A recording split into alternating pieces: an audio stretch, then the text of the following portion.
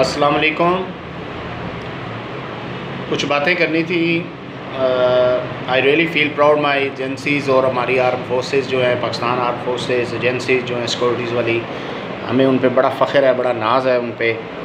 और बड़ी ज़बरदस्त उनकी वो है। जैसे अभी जोहर टाउन में जो ब्लास्ट हुआ था उसकी वो उन्होंने 16 घंटे में जो है ना इन्वेस्टिगेशन कर ली थी। लेकिन असल में जो हमारा मुकाबला है ना जिस दुश्मन से, वो बहुत ज़्यादा थर्ड क्लास गोबर माइंड है। मतलब कि उसका ना कोई मेयार है ना कोई स्टैंडर्ड है। तो मैं ये कहना चाह रहा था कि हमारी एजेंसीज़ जो हैं, हमारी ISI और आर्मी वगैरह इस पे ज़रूर वर्क कर रही होंगी। इस वक्त इंडिया की जितनी भी इन्वेस्टमेंट थी अफ़गानिस्तान में, वो सारी की सारी ज़ाया हो गई है। अब उनकी जो इन्वेस्टमेंट वहाँ रह गई है वो TTP है और BLA है। तो हमारी एजेंसीज़ जो हैं वो और हमारे आर्मी चीफ भी इस चीज़ को देखें, और अगर एयर स्ट्राइक हो सकती है तो तब वो जो हमारे दुश्मन है ना, वो इस वक्त मतलब इंडिया की ही पनाह में है, या कठपुतली अफगान हुकूमत है जो इंडियन पेड है। तो हमें जो है उन दुश्मनों को भी उड़ा देना चाहिए, किसी भी इंटरनेशनल कवानीन की परवाह किए बगैर। जब से नूर वली ने जो है CNN को इंटरव्यू दिया ना, उसने बाकायदा एक हुकूमत पाकिस्तान को, अवाम को थ्रेट दिया है। तो पाकिस्तान की जो फोर्सेस हैं और एजेंसीज़ हैं, उनको चाहिए कि वो इसका सीरियस नोटिस लें और किसी की परवाह ना करें। सबसे पहले पाकिस्तान और पाकिस्तान का मफाद देखें।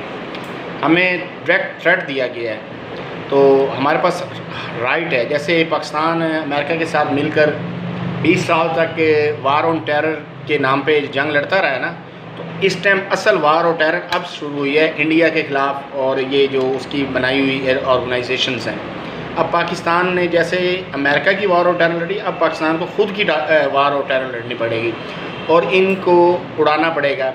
कुछ अर्सा पहले ईरान में ख़ुदकुश हमले हुए थे, तो उसका जो है क्लेम जो था वो जिंदुल्ला नामी तंजीम ने लिया था, और उसका जो सरबरा था रैगी, उसका नाम समथिंग था कुछ। तो एक और दूसरे ब्लास्ट के बाद ईरानियंस ने अफ़गानिस्तान से रैगी को गिरफ़्तार किया और तीसरे दिन उसको हैंग कर दिया, उसको फांसी दे दी थी। आफ्टर दैट कभी भी ईरान में ख़ुदकुश हमला नहीं हुआ। तो पाकिस्तानी एजेंसीज़ जो हैं वो मुझे पता है वो कर रही होंगी, उनकी वो छोड़ेंगी नहीं, लेकिन इसको छोड़ना भी नहीं है। इस टाइम हमें एयर स्ट्राइक करनी पड़े या कुछ भी करना पड़े तो हमें उन्हें उड़ाना चाहिए। और अमेरिका जैसे हमसे तालिबान के लिए सपोर्ट मांग रहा है, तो हम अमेरिका से भी ये सपोर्ट मांगें कि आप भी जो है ना BLA और तालिबान को, ये जो TTP है, इसको उड़ाने में, डिस्ट्रॉय करने में हमारा साथ दें। अगर आप हमारा साथ देंगे तो फिर अब हम आगे, मतलब कि। और दूसरा जो इंडियंस है ना, वो इस वक्त जो इंडिया में हुकूमत है वो इंतहाई, मतलब आप समझ लें कि मुनाफिक और ख़तरनाक है पाकिस्तान के ख़िलाफ़। उसमें जो अजीत डोवल है, उसकी सारी डायरेक्टर, उसकी सारी पॉलिसीज़ ही पाकिस्तान के ख़िलाफ़ हैं, और CPAC भी उनको चुप रहा है। तो मुझे नहीं समझ आ रही कि हमारी गवर्नमेंट, हमारी आर्म फोर्सेस जो है वो किसके कहने पे LOC पर इंडिया को कुशन दे रही है। वो हमें कहीं भी नहीं छोड़ रहा।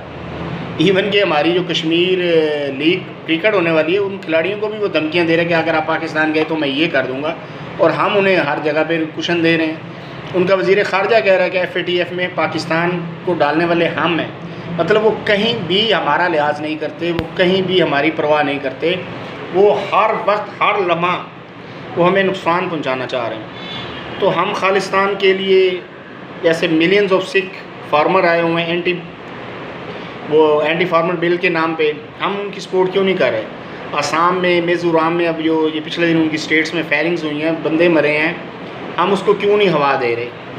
जो इंडियंस हमारे साथ कर रहे हैं, हम उसका सिर्फ 1% भी इंडिया के साथ कर दें, तो मेरे ख़्याल में जो ये दुनिया में बड़ी मार्केट बनी हुई है, और बड़ी मार्केट के नाम पे इसने लोगों को और दूसरी कंट्रीज़ को प्रेशर में लिया हुआ है, तो हम उसको बड़े अच्छी तरीके से जवाब दे सकते हैं। हम कुलभूषण को फांसी की बात करेंगे। अगर हम कुलभूषण को फांसी का कहेंगे कि तो इंडिया पूरी दुनिया में जाएगा, कहेगा कि ये जी देखें पाकिस्तान, ये एक केस चल रहा है इंटरनेशनल कोर्ट ऑफ जस्टिस में और ये कुलभूषण को फांसी दे रहे हैं। तो लोग और कंट्रीज़ हमसे पूछेंगी तो हम कह सकते हैं कि यार कश्मीर जो था वो भी 70 ईयर से, मोर देन 70 ईयर से डिस्प्यूटेड टेरिटरी थी, और ये यूनाइटेड नेशन में था। तो यूनाइटेड नेशन में होने के बावजूद आज वो इंडिया ने उसको रिवोक कर लिया 370 आर्टिकल 370 को, तो उसे इंटरनेशनल कवानीन की परवाह नहीं है, तो हम क्यों करें। सिंध ताश टेरिटरी जो है उसका वो हमारा पानी बंद करना चाहते हैं, उनके वज़ीरों के मुशीरों के बयानात हैं। तो जब उसको इंटरनेशनल कवानीन की परवाह नहीं है तो हम क्यों कर रहे हैं। हमें किस चीज़ ने रोका हो। हमें भी अपने मफादात देखने चाहिए और हमें बिल्कुल इंडिया की किसी बात में, किसी झांसे में नहीं आना चाहिए और इसको कहीं भी कुशन नहीं देना चाहिए। अगर हमने ये इस दफ़ा, इस वक्त तालिबान भी वहाँ पे लड़ रहे हैं, नेटो भी चला गया, अमेरिका भी चला गया और चंद NDS टाइप और अफगान जो हुकूमत है जो ये इंडियन पेड हैं, तो हमें किसी इंटरनेशनल कवानीन की और किसी इंटरनेशनल चीज़ की परवाह नहीं करनी। हमें फ़र्स्ट ऑफ ऑल पाकिस्तान देखना और पाकिस्तान की प्रायोरिटी देखनी है और फौरी तौर पे हमें TTP BLA, क्योंकि अब वो उनके इंटरव्यूज़ चला रहे हैं, इंडियन सरेआम कह रहे हैं। अब देखें BLA पे इंडिया ने, अमेरिका ने और यूनाइटेड नेशन में उसको टेररिस्ट ऑर्गेनाइजेशन कहा हुआ है। इंडियन मेजर आरो गोरिया सामने आता है, सबके सामने आता है, कहता है, लाल किले पे मोदी खड़ा होकर कहता है कि हमें बलोच के साथ हमारा रिलेशन है, हमारा उनसे कॉन्टैक्ट है। तो हम क्यों परवाह कर रहे हैं, हम क्यों खालिस्तान की हमायत नहीं कर रहे, हम क्यों खालिस्तान को नहीं खड़ा कर रहे। हम खालिस्तान को ले आए हैं ताकि इंडिया हमसे दूर हो, क्योंकि इंडिया की जो थ्योरी है उन्होंने अपने मुल्क में लोगों को बताया हुआ कि अखंड भारत नाम की कोई थ्योरी, मतलब कोई चीज़ है ही नहीं। बिफोर ब्रिटिश और मुस्लिम्स राज के, उससे पहले भी इंडिया में कोई वज़ीर आज़म नहीं था, कोई सदर नहीं था, कोई चीफ ऑफ आर्मी स्टाफ में इंडिया हिंदुस्तान नाम का कोई मुल्क नहीं था। अच्छा, वो कुछ मेरे दोस्त हैं, वो उनसे जब हमारी इंडियंस की बहस होती है तो वो हमें कहते हैं जी कि हम तुम्हारे, आप लोग भी हिंदू थे और आप भी हमारा ही हो। तो उसके लिए मैं अपने दोस्तों को भी बताना चाहता हूँ कि जो हिंदुस्तान है वो इसी तरह ही है जैसे यूरोप है। यूरोप में हम जब किसी यूरोपियन से मिलते हैं तो जब उससे हम गपशप लगाते हैं तो हमें पता चलता है कि ये ब्रिटिश है, ये स्वीडिश है, ये नॉर्वेज है, ये डेनिश है, ये जो है आयरिश है, ये फ्रेंच है, ठीक है वो यूरोपियन। बिल्कुल इसी तरह हमें हिंदुस्तान सब कॉन्टिनेंट का तो आप कह सकते हैं, लेकिन मैं गुजराती नहीं हूँ, मैं आसामी नहीं हूँ, मैं उत्तराखंड का नहीं हूँ, मैं झारखंड का नहीं हूँ। मेरा क्या तल्लक है बिहार से, मेरा क्या तल्लक है UP CP से, समझ आ रही है। ये स्टेट्स का इसी तरह इंडिया में आप समझो, इंडिया कोई मुल्क नहीं था। अगर हम इंडिया की जो गवर्नमेंट है उसका अखंड भारत वाला फार्मूला मान लें तो 71 में बांग्लादेश को इंडिया ने हमसे फ्रॉड करके, धोखा करके अलग किया, तो वो बांग्लादेश को अपने अखंड भारत में शामिल करे। पाकिस्तान तो एक न्यूक्लियर पावर है, पाकिस्तान उनसे नहीं हो रहा तो वो बांग्लादेश को करके दिखाएं। मतलब वो झूठ बोलते हैं अपनी आवाम से पावर में रहने के लिए और उनकी पॉलिसीज़ यही हैं। अच्छा, अब हमें जो इंडियंस हैं वो प्रोपोगंडे के मास्टर हैं, सोशल मीडिया का दौर है। मैं हैरान हूँ कि हमारे पास 100-150 से ज़्यादा एम्बेसीज़ हैं, हमारे पास कौंसलेट हैं, लेकिन हम लोग कुछ भी नहीं कर पा रहे। इंडिया के पास जितना भी प्रोपोगंडा है वो सारा फेक है पाकिस्तान के बारे में। पाकिस्तानियों को वो टेररिस्ट कहते हैं, जबकि पाकिस्तानियों ने 2 दफ़ा लेडीज़ को वज़ीर आज़म पाकिस्तान बनाया, बेनज़ीर भुट्टो को। अगर वो तीसरी दफ़ा भी उनकी वो डेथ ना होती तो वो आने वाले प्राइम मिनिस्टर होती।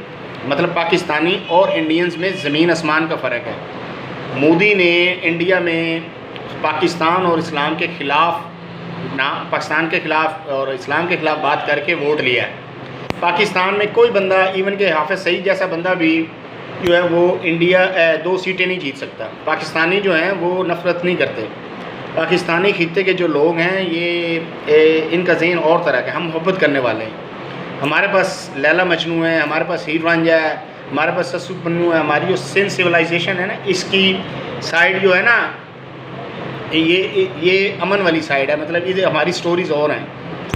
इंडियंस के ख़िलाफ़ हमारी एम्बेसीज जो हैं वो, एक तो जो जितना भी इंडिया में ये जैसे मुसलमानों पे जुल्म हो रहा है गाय के नाम पे, कितनी हज़ारों वीडियोज़ हैं। हमें वो वीडियोज़ जो हैं उनको फ़ारसी में, पर्शियन फ़ारसी में, पश्तो में, इंग्लिश में ये ट्रांसलेट करनी चाहिए और इसको दुनिया में फैलाना चाहिए।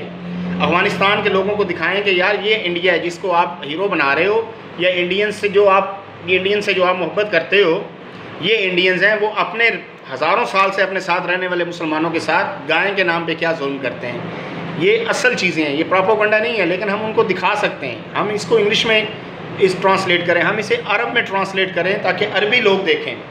कि ये जो हिंदुस्तान हमें दिखाया जा रहा है वो और है, असल हिंदुस्तान ये है, असल इंडियंस ये हैं। समझ आ रही है? तो हमें उनकी जो वीडियोज़ हैं उनको ट्रांसलेट करना चाहिए और उसको सारी ज़बानों में ट्रांसलेट करके पूरी दुनिया को इंडिया का असल चेहरा दिखाना चाहिए कि जो हज़ारों लाखों सालों से इकट्ठे रह रहे हैं, वो सिर्फ इस्लाम उन्होंने कबूल किया है, तो उनके लिए उन्होंने NRC का कानून लेके आए। भाई आप हमें डॉक्यूमेंट्स दिखाएं। दुनिया में कोई भी हिंदू है तो वो इंडिया आ सकता है, लेकिन जो हिंदुस्तान में रहने वाले मुसलमान हैं वो अपनी नेशनैलिटी दिखाएं। तो इसी तरह की मतलब लॉट्स ऑफ थिंग्स हैं। मतलब आप अगर हम कहीं बैठे डिस्कशन की जाए या इससे लाया जाए तो हज़ारों चीज़ें ऐसी हैं मेरे पास, मैं आपको बता सकता हूँ कि जो हम इंडिया के ख़िलाफ़ यूज़ कर सकते हैं और उसे हम बहुत बुरी तरह जो है ना काउंटर कर सकते हैं। हमारी एजेंसीज़ के लिए दोबारा है कि हमें बड़ा प्राउड है आप पे, ये जौहर टाउन में आपने बड़ा ज़बरदस्त है, और हमें चाइना को जैसे हमारा वो आयरन ब्रदर है उसको हमें यूज़ करना चाहिए और अच्छा खासा सबक देना चाहिए इंडिया को। समझ आ रही है? अब हमारे लोगों को पता ही नहीं है, इंडिया ने कोविड वैक्सीन हमने बना ली है जी, और उन्होंने साउथ अफ्रीका को दी है, उन्होंने कैंसिल कर दी है। मतलब इतनी गंदी और घटिया थी, ब्राज़ील को दी है, कैंसिल कर दी। हमारे टीवी चैनल्स ये चीज़ें बताएंगे ही नहीं, हम लोग ये दुनिया में बता ही नहीं रहे किसी को कि ये किस तरह के लोग हैं। और इसी तरह जो है आज अगर इंडियन गवर्नमेंट ने उस वक्त जब कोरोना आया था थाली और ताली ना बजाई होती और इसका प्रॉपर इलाज किया होता और इसको प्रॉपर तरीके से ट्रीट किया होता तो आज दुनिया इंडियन डेल्टा वायरस से महफूज होती। अब ये इतनी बड़ी हमारे ऊपर आफत आ गई है पूरी दुनिया के ऊपर, और सिर्फ नालायक मोदी की वजह से और उसकी गवर्नमेंट की वजह से। तो हमने दुनिया में कोई डंडोरा नहीं पीट रहे, हम किसी को भी नहीं बता रहे, हम दुनिया में किसी को इस बारे में बता ही नहीं रहे कि हम दुनिया ख़तरे में आ गई है इस नालायक आदमी की वजह से। ये इतना नालायक आदमी, और आप हैरान होंगे कि इंडियन लोग उससे सवाल नहीं करते। 15 जून को PLA ने इंडियंस को मारा LAC पे, ठीक हो गया। उनकी मोर देन 1000 स्क्वायर किलोमीटर की जो लैंड है वो सारी ग्रैब की PLA ने। और जब ऑल पार्टी मीटिंग हुई तो मोदी ने क्या कहा कि नथिंग हैपिंग, ना कोई आया ना कोई गया। कैसी हैरानकुन बात। और उससे मीडिया ने कुछ भी नहीं पूछा कि भाई आपने ये स्टेटमेंट दी है, उसके थोड़े दिन बाद ही आप लिया हॉस्पिटल गए हो अपने इंजर्ड फौजियों को मिलने, जब कुछ हुआ ही नहीं, जब कुछ वाक़या ही नहीं था, तो आप वहाँ हॉस्पिटल में वो ज़ख्मी कैसे आ गए, उनको मिलने कैसे गए। उनका मीडिया इस तरह था। और दुनिया में क्या कहा जाएगा, अमेरिकन क्या कह रहे हैं कि पाकिस्तानी मीडिया जो है उस पर प्रेशर है। भाई पाकिस्तानी मीडिया पे प्रेशर नहीं है, ये अमेरिका को हम बताएं ना कि ये देखो ये इनकी ऑल पार्टी मीटिंग थी, उसमें मोदी ने ये बात की थी, लेकिन वो फिर गया था। और देखें आप, कोई इंडियन मीडिया में से किसी ने सवाल किया। राफेल डील है, ठीक है, फ्रेंच जज ने कहा कि इसका नोटिस लिया जाए। फ्रेंच प्रेसिडेंट होलैंडे जो था उसने कहा कि ये इसमें स्कैम है। 6000 करोड़ वाला 16000 करोड़ में लिया है राफेल, ये मोदी का एक बहुत बड़ा स्कैम था। इंडियंस मीडिया ने इसको कभी नहीं हाईलाइट किया। अब वो इंडियन मीडिया ये चीज़ें क्यों नहीं कर रहा, लेकिन दुनिया में, यूरोपीय यूनियन में, अमेरिका में वो जी पाकिस्तानी मीडिया को दबाया गया। और भाई पाकिस्तानी मीडिया तो ऐसी बातें भी कर देता है जो नहीं करने वाली होती। हम ये चीज़ें क्यों हाईलाइट नहीं कर पा रहे। हमारी गवर्नमेंट में बैठे लोग जो हैं वो इन चीज़ों को नहीं देख रहे, जैसे मैं देख लेता हूँ। हम देख रहे हैं, आम आदमी देख रहा है, मैं देख रहा हूँ, तो हम ये चीज़ें क्यों नहीं देख रहे। वो अभी 2-4 दिन पहले अमेरिकन कह रहे थे जी कि पाकिस्तान का अदालती जो निज़ाम है उसको दबाया जा रहा है, उस पर प्रेशर है। जिस बंदे ने बाबरी मस्जिद का वर्डिक्ट दिया था, निरंजन समथिंग उसका कोई नाम था उस जस्टिस का, आफ्टर वो उसकी 2 साल की सर्विस भी मुकम्मल नहीं हुई थी, तो और वो अब इस टाइम इंडियन जो पावर में है गवर्नमेंट में BJP, उसका वो MLA, मतलब ऐसा जज जिसने बाबरी मस्जिद का दिया फैसला, वो पावर में है इस टाइम, वो मतलब MLA है। तो ये हमारा निज़ाम अच्छा है या उनका निज़ाम अच्छा है? अच्छा, उसके बाद कोई पाकिस्तानी इंडियन जेल में नहीं है, लेकिन इंडियंस शुरू से कश्मीर सिंह, सरबजीत सिंह, फिर अजीत डोवल जो इस टाइम इंडियन सिक्योरिटी एडवाइज़र है, मैं हैरान हूँ। हमें उसके बयानात को, दुनिया को, FATF को हर कहीं जाके दिखाने चाहिए। उसके इंटरव्यूज़ हैं, उसने कहा मैं 7 साल पाकिस्तान में था, खुफिया मिशन पे था, और वो बंदा इस टाइम इंडियन सिक्योरिटी एडवाइज़र है, और कोई पाकिस्तानी उनकी जेल में नहीं है। किसी पाकिस्तानी ने कोई धमाका नहीं किया, कश्मीर सिंह ने किया, सरबजीत सिंह ने किया। उसके बाद ये कुलभूषण अब हमारी कैद में है, और दहशतगर्द कौन है? हम हैं। 70,000 से ज़्यादा लोग हमारे शहीद हुए हैं, और उन लोगों ने इतना प्रोपेगेंडा किया हो कि दहशतगर्द। अब हमें उन्हें बताना चाहिए। ये अभी रिसेंटली इंडियन ऑक्यूपाई कश्मीर में जो वो पकड़ा गया, वो इंडियन आर्मी का पुलिस का ही बंदा था, DSP टैप रैंक का भूपिंदर सिंह, वो अजीत डोवल का स्पेशल बंदा था। अगर उसको इंटरनेशनल यूनाइटेड नेशन में हम प्रेशर डालें कि इसको पकड़ें, इसको इन्वेस्टिगेट करें, आपको उड़ी का भी मिलेगा, आपको पुलवामा भी मिलेगा, और आपको इंडिया में हुए तमाम ब्लास्टर्स का ये बंदा मिलेगा। और हमें अरब ममालिक को, दूसरी दुनिया के लोगों को बताना है, ये चीज़ें बतानी है। मतलब जो प्रोपेगेंडा है वो क्या है और रियलिटीज़ क्या है, हकीकतें क्या है।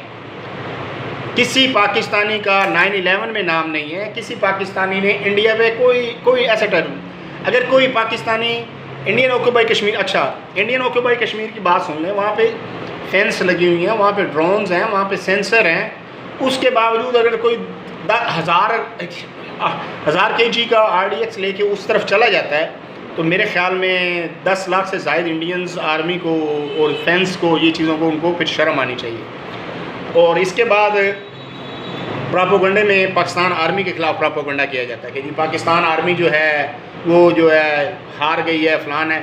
आई love my army, I feel proud my army. अब मैं पाकिस्तान आर्मी की आपको बात बताऊँ, 1948 में जब कश्मीर का फैसला हरी सिंह ने इंडिया के साथ करने की कोशिश की, तो पाकिस्तानी आर्मी और कुछ मुजाहिदीन जाके वहाँ पे लड़े, और आज जो कश्मीर हमारे पास है वो सिर्फ पाकिस्तान आर्मी की वजह से। 7 साल हुआ था पाकिस्तान को बने हुए 1965 में। अपने से 7 गुना बड़े मुल्क हिंदुस्तान के चीफ ऑफ आर्मी स्टाफ ने कहा कि मैं कल शाम की चाय लाहौर जिम खाना में जाके पीऊँगा। 17 दिन लग गए, लेकिन वो BRB नहर क्रॉस नहीं कर सका। आज 7 साल हुआ था पाकिस्तान को बने हुए। I salute my army, I love my army. उसके बाद 1999 का है, उसके बाद जो है 2004 का स्टैंड ऑफ है, कारगिल में हमने बड़ी ज़बरदस्त बहादुरी दिखाई। और अभी रिसेंटली 27 फरवरी, अच्छा जब इंडियंस आपसे बात करेंगे वो सिर्फ आपको 1971 का ढोल बजाएंगे। वो 71 में हमने ये कर दिया भाई, 1971 में कोई वार नहीं हुई थी, मैं उसको वार नहीं क्लेम करता। वो एक गदर था, एक गद्दारी थी, और इंडियन एजेंसीज़ के वो हम बस उसमें ट्रैप में थे। देखें आप, सुपर पावर अमेरिका था, उसका कोई बॉर्डर नहीं लगता था, कोई कमक नहीं पहुंच रही थी, वियतनाम में वो हार गया। इसी तरह नेटो और अमेरिका अफगानिस्तान में हार गया। तो 1000 मील दूर जब बांग्लादेश में हमारी आर्मी के पास हेल्प नहीं पहुंचेगी, तो वो उसको आप कुछ कस नहीं कह सकते। 1948, 62 की चाइना की वार, 65 की पाकिस्तान की वार, 99 कारगिल। अगर हमारे प्राइम मिनिस्टर साहब और अगर हमारी आर्म फोर्सेस कारगिल से ना आती तो कारगिल की स्टोरी और थी। हम तो हमेशा जीते हैं उनसे, हत्ता कि वो हमसे 7 गुना बड़ा है। इसके अलावा पाकिस्तान को डायस्पोरा 6 हैं, जो दुनिया के मुख्तलिफ ममालिक में सिख हैं, वो इस चीज़ को समझते हैं। हमें उनको साथ मिलाना चाहिए। जो इंडियन आर्मी में सिख नौजवान हैं, उनको दिखाना चाहिए कि तुम्हारे बूढ़े माँ बाप जो है वो फार्मर बिल की वजह से सड़कों में बैठे हैं, इंडियन गवर्नमेंट को उसकी कोई परवाह नहीं है। तो आप लोग किन के लिए लड़ रहे हो? क्योंकि वो बेचारे पंजाब के ऐसे गरीब से गाँव में देहातों से हैं, तो जो बाहर के रहने वाले सिख हैं वो उनको चाहिए कि वो उन सिख नौजवानों का पता करें जो आर्मी में, और उनको 3-3 माह की तनख्वाह उनके अकाउंटों में डालें, ताकि वो उस आर्मी को छोड़ सकें और वो अपने खालिस्तान के लिए लड़ सकें। थैंक यू वेरी मच, बहुत बहुत शुक्रिया। इसको सुने और इसको फॉरवर्ड करें कि हमारी एजेंसीज तक ये बात पहुँचे। और इस वक्त बड़ा ज़बरदस्त मौका है पाकिस्तान के लिए कि हम अपने जितने भी दुश्मन अफगानिस्तान में बैठे हैं उनको डिस्ट्रॉय कर सकें। Thank you. पाकिस्तान जिंदाबाद, पाकिस्तान आर्मी पाइंदाबाद।